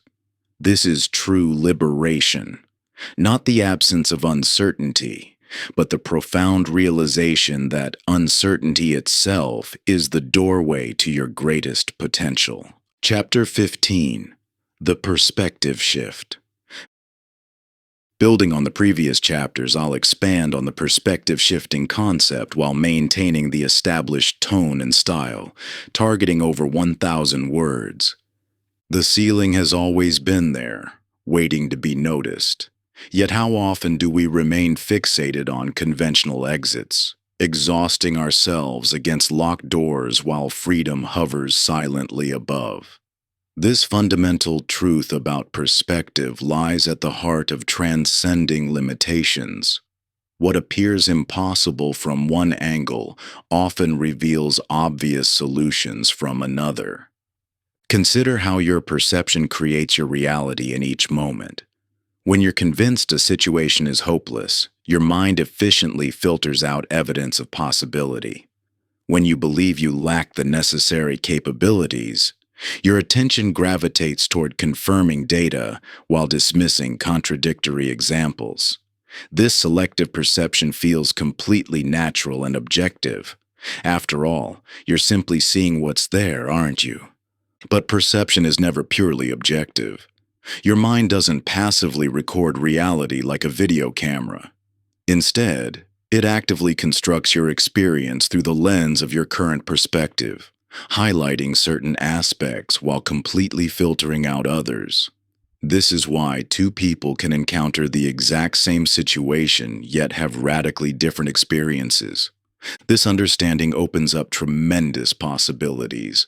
If your perception creates your experience, then shifting your perspective literally transforms your reality, not through magical thinking or denial, but through expanding what's visible and available to you in any given moment. The temporal shift represents one powerful tool for expanding perspective.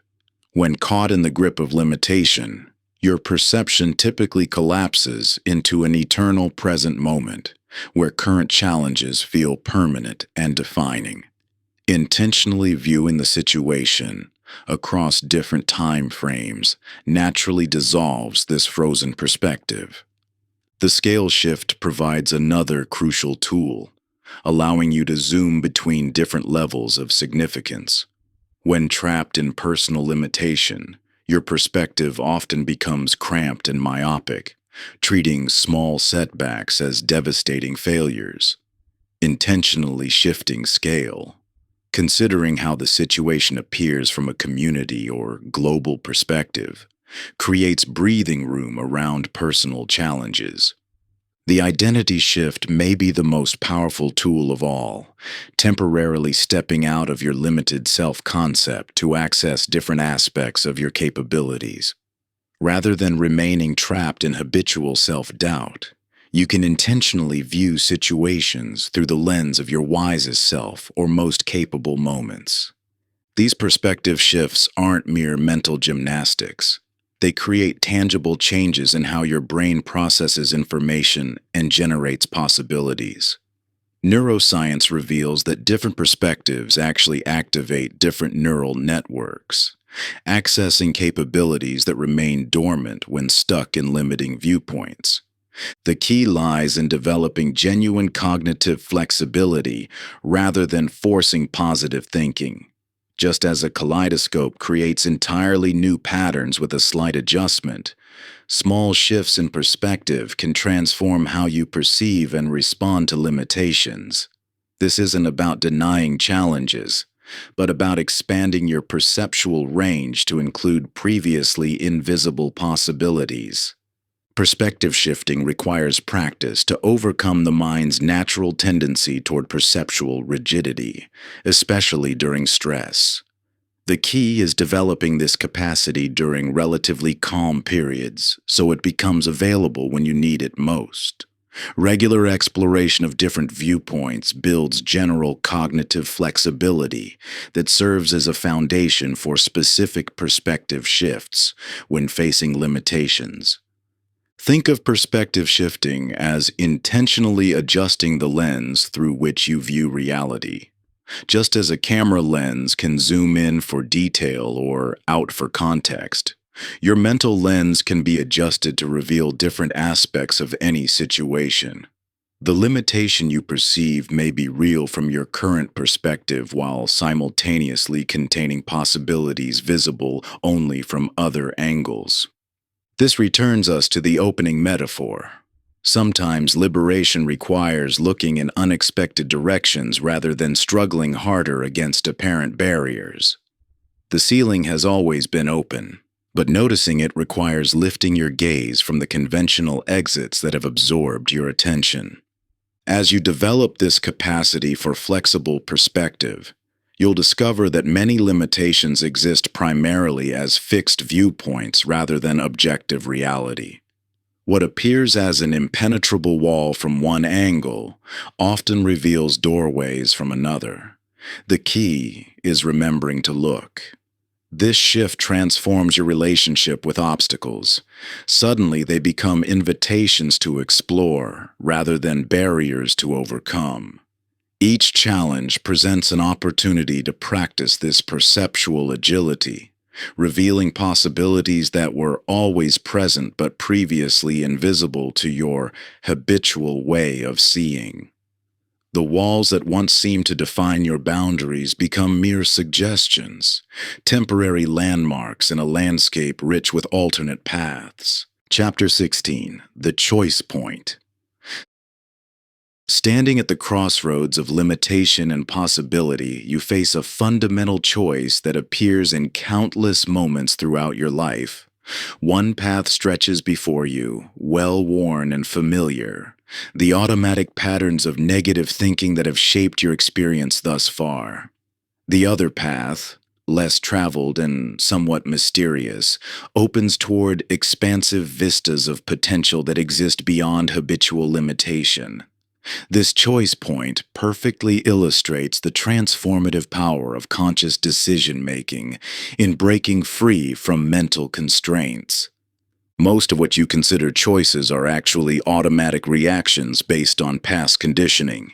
Your brain, designed for efficiency, naturally follows established neural pathways, patterns of thinking and responding that require minimal energy and conscious attention. These mental habits, formed through repetition and reinforcement, create a path of least resistance that your thoughts automatically follow, unless interrupted by conscious awareness. Neuroscience reveals why making different choices feels challenging.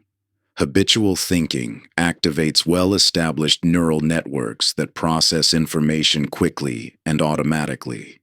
In contrast, conscious choice requires engagement of the prefrontal cortex, the brain's executive center responsible for overriding automatic responses.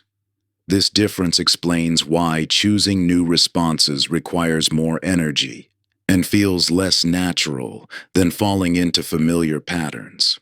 This challenge becomes most apparent in triggering situations, moments when stress, pressure, or emotional intensity amplify the pull toward habitual responses. Precisely when liberated thinking would prove most valuable, your brain's tendency toward automatic processing becomes strongest. Understanding this dynamic helps explain why breaking free from limitation requires more than just good intentions. It demands a fundamental shift in how you approach the moment of choice. Choice manifests differently across various domains of limitation. Sometimes, liberation requires choosing different interpretations of the same situation, seeing opportunity where you habitually perceive threat, or recognizing learning potential within apparent failure. Other times, freedom comes through choosing where to direct attention, focusing on evidence of capability rather than limitation, or engaging with present reality rather than projected fears. Still other situations call for choosing different responses to familiar perceptions, responding to criticism with curiosity rather than defensiveness, or meeting uncertainty with exploration rather than retreat. The brain's natural tendency toward efficiency means these choices never become completely effortless. Liberation isn't found in eliminating the pull of habit, but in strengthening your capacity to choose differently despite that pull. This understanding reveals a profound truth. Freedom exists not in controlling circumstances, but in choosing your response to whatever occurs. Even in situations that cannot be changed, you retain the power to choose your interpretation and response. Developing this capacity for conscious choice requires specific training. Pause practice creates vital space between stimulus and response, moments where automatic reactions can be interrupted and alternatives considered.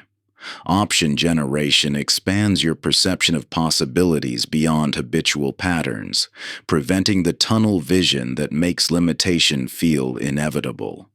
Implementation intentions prepare specific choice points for predictable triggers, reducing the cognitive load required for choosing differently in challenging moments.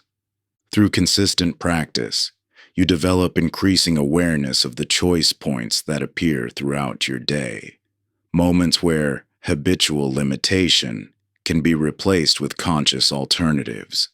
Each of these moments, however small, represents an opportunity to step beyond the familiar path of negative thinking onto the less traveled road of possibility. While this path may feel uncertain or uncomfortable initially, It leads toward the expansive territory of liberation that exists beyond your current mental constraints. The power to choose differently exists in every moment, though your habitual patterns may obscure this truth. By developing your capacity for conscious choice through dedicated practice, you strengthen your ability to recognize and act upon these opportunities for liberation.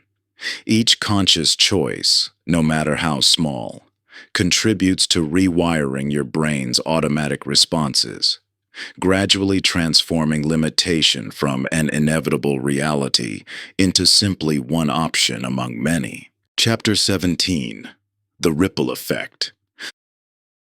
The power of a single transformation ripples outward in ways we rarely anticipate.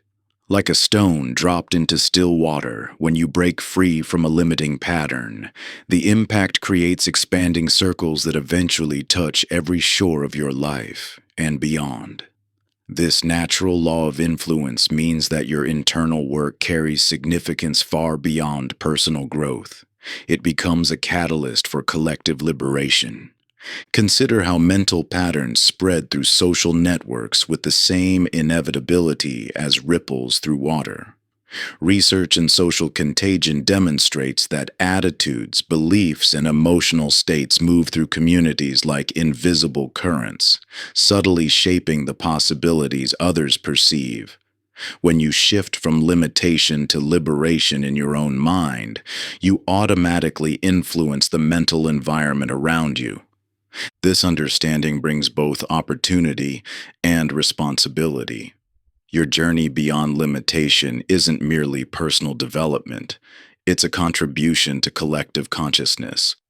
Each time you challenge a limiting belief, interrupt a negative pattern, or choose possibility over constraint, you demonstrate what's possible for others. You become living proof that the walls of limitation can be transcended. This ripple effect operates through multiple channels simultaneously. Most directly, your transformed perspective changes how you interact with others. Where you once might have reinforced limiting beliefs through commiseration or agreement, you now hold space for greater possibility. Your questions open new angles of consideration.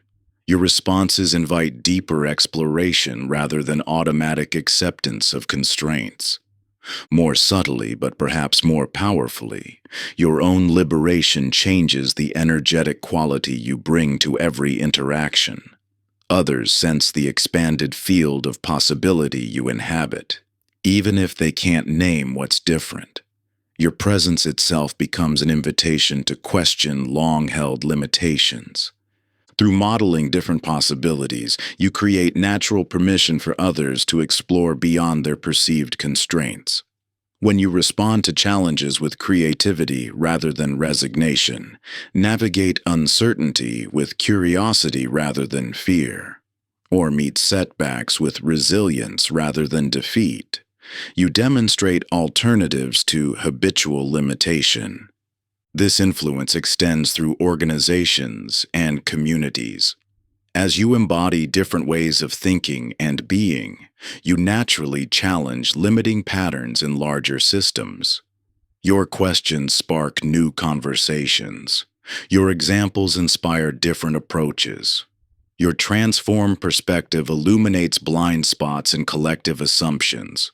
Research shows that these ripples move through at least 3 degrees of separation. Your liberation influences not only those you directly interact with, but their connections and beyond. Like a stone creating expanding circles in water, your internal shifts generate waves of possibility that travel far beyond your immediate sphere. This understanding invites a shift in how you view personal transformation. Rather than seeing your growth as a private journey, recognize it as a social act with far-reaching implications. Your work to transcend limitation becomes a gift to the collective, whether intended or not. The key to consciously amplifying this positive influence lies not in trying to change others, but in authentically sharing your own journey. By being vulnerable about your challenges and breakthroughs, you create genuine connections that allow natural transmission of insights. By offering your discoveries as possibilities rather than prescriptions, you invite others to explore rather than impose. This ripple effect gains power through recognition of subtle opportunities. Sometimes it's asking a question that opens a new perspective. Sometimes it's sharing a tool that proved helpful in your own journey. Sometimes it's simply demonstrating through your presence that another way is possible. Your transformed relationship with limitation naturally creates expanding circles of influence. Like that stone dropping into still water, your internal shifts generate ripples that eventually touch every shore. This understanding adds deeper purpose to personal transformation. Your liberation becomes a catalyst for collective evolution. Through conscious engagement with this ripple effect, you multiply the impact of your growth. Each limitation you transcend creates possibility not only for yourself, but for an expanding network of others. Your journey beyond mental constraints becomes a gift that keeps giving, creating waves of liberation that extend far beyond your individual experience. This is how lasting change moves through human systems, not through force or demand, but through the natural influence of transformed consciousness rippling outward. Your work to break free from limitations isn't just about personal freedom. It's about contributing to the liberation of human potential itself. When you transcend a mental barrier, you demonstrate what's possible to everyone watching. Your transformation becomes a living example that inspires others to question their own perceived constraints. In this way, personal growth takes on profound meaning beyond individual achievement. It becomes a catalyst for collective evolution, creating waves of possibility that touch countless lives. Your journey beyond limitation isn't just changing your story. It's helping rewrite the human story of what's possible. Chapter 18: The Ongoing Journey. The chapter opens with the powerful metaphor of a spiral staircase where each revolution brings you to a similar but higher vantage point. From this elevated perspective, you encounter familiar territories of challenge, but now with expanded awareness and deeper capacity. This image crystallizes a profound truth about the journey beyond limitation. It isn't a linear path to some final destination, but rather an evolving process of continuous expansion throughout life. Moving beyond negative thinking patterns isn't about reaching a perfect state where limitation no longer exists. Instead, it's about developing an increasingly sophisticated relationship with the limitations that naturally arise as you grow. Each level of awareness reveals more subtle forms of limitation, creating endless opportunities for expansion rather than a final achievement to reach. What becomes possible when you embrace liberation as an ongoing practice rather than a one-time breakthrough is transformative. This orientation creates sustainable growth that continues long after initial insights, preventing the common pattern of temporary elevation followed by unconscious regression. When you understand that each breakthrough reveals new territories for exploration rather than a final destination, the journey itself becomes the reward. The progression follows natural cycles of growth, much like the seasons in nature. Early stages often involve dramatic insights and visible changes, limiting beliefs falling away like autumn leaves, making space for new growth. Later stages bring more subtle refinements and deeper integration, like the barely perceptible daily growth of a mighty tree that nevertheless produces profound transformation over time. This cyclical nature requires different approaches at different stages. Initial breakthroughs might come through dramatic perspective shifts or powerful pattern interruptions, But sustaining growth demands installing new practices and support systems that maintain awareness when the initial motivation naturally wanes. Without these ongoing practices, it's easy to fall back into familiar patterns, especially under the pressures of daily life. The ultimate mastery isn't found in permanently transcending all limitations, an impossible and unnecessary goal. True mastery lies in developing an increasingly skillful relationship with limitations as they arise. It's about recognizing limiting patterns more quickly, transforming them more gracefully, and maintaining perspective even in challenging moments. This understanding transforms how you approach the journey. Instead of striving for a mythical state of permanent liberation, you develop practical tools for ongoing growth. Community connections that provide support and reflection, regular reassessment practices that identify emerging areas for growth, celebration rituals that acknowledge progress, and teaching opportunities that deepen understanding through sharing with others. The spiral nature of growth means you'll likely encounter similar challenges repeatedly, but each time from a higher vantage point. What once felt like insurmountable obstacles become familiar territories for practicing expanded awareness.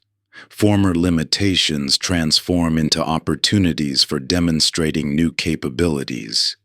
Your relationship with limitation itself evolves. Rather than seeing limitations as problems to eliminate, they become valuable indicators pointing toward areas ripe for growth. Each limitation encountered becomes a doorway to new possibility, an invitation to spiral up to another level of awareness and capability. This shift in orientation, from seeking permanent transcendence to embracing ongoing evolution, creates sustainable transformation that continues long after any initial breakthroughs. It prevents the common pattern of dramatic insight followed by gradual regression, replacing it with steady, sustainable growth that builds upon itself over time. The journey beyond limitation thus becomes a lifelong practice of expanding awareness and capability rather than a destination to reach. Each revolution of the spiral staircase brings new insights, deeper understanding, and increased capacity to navigate life's challenges with grace and wisdom. This perspective transforms how you measure progress. Rather than seeking some final state of perfection, you learn to recognize and celebrate the subtle signs of growth. Increased resilience in facing challenges, quicker recovery from limiting patterns, greater capacity to support others in their journey. Success isn't found in eliminating all limitations, but in developing an increasingly skillful relationship with whatever arises. You begin to notice the small victories that once passed unrecognized, moments when you pause before reacting, instances where you choose growth over comfort, situations where your expanded perspective allows you to navigate complexity with newfound grace. Your journey becomes less about reaching an imagined destination and more about deepening your engagement with life itself, transforming each obstacle into an opportunity for greater understanding and capability. Conclusion. Throughout this transformative journey, you've traversed the territory from unconscious limitation to conscious liberation. What began as an exploration of the invisible architecture of negative thinking has evolved into a profound understanding of your inherent capacity for freedom. The Kill framework has revealed itself not just as a methodology, but as a natural cycle of expanding awareness. Each deepening of knowledge enhances your ability to interrupt limiting patterns. Successful interruption leads to experiences of liberation, and moments of liberation inspire you to create a legacy that elevates those around you. This journey has shown that negative thinking isn't a fixed reality, but a learned perception that can be unlearned. through understanding the mechanics of mental limitation, how thoughts crystallize into beliefs, how beliefs shape experience, and how experience seems to confirm those beliefs.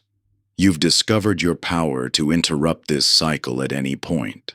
The metaphors we've explored, from the unlocked doors you thought were sealed, to the bird that needed only to recognize its capacity for flight, now take on deeper meaning through your transformed understanding. Yet this conclusion isn't an ending, but a beginning.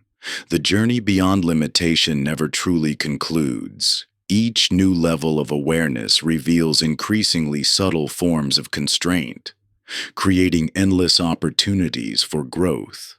This isn't a shortcoming, but a gift, offering continuous invitation to expand into greater expressions of your potential.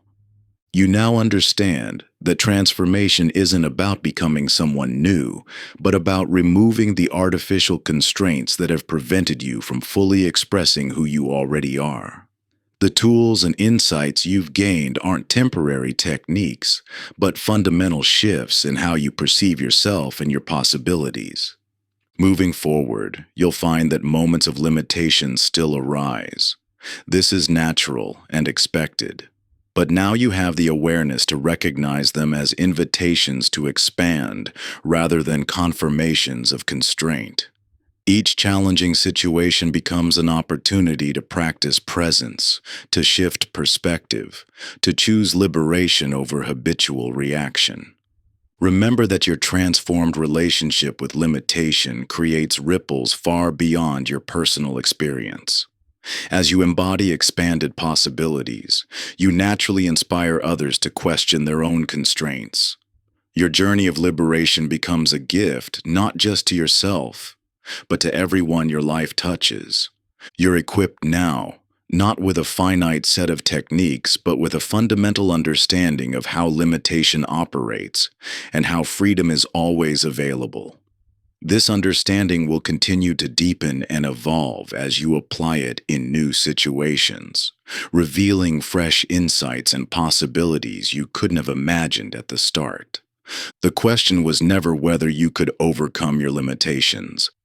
The real revelation has been discovering that those limitations were never truly yours to begin with.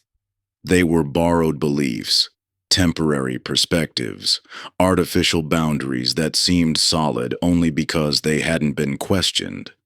This isn't the end of your story. It's the beginning of a new chapter where you move through life with expanding awareness, growing resilience, and deepening trust in your capacity to transform limitation into opportunity. The journey continues, but now you walk it with clear eyes and an open heart, knowing that each step creates new possibilities, not just for yourself, but for all whose lives you touch. Thank you for listening and for investing in yourself. I believe in you. Thank you for listening and for investing in yourself. I believe in you. Your potential is endless. Now go out there and create the life you deserve.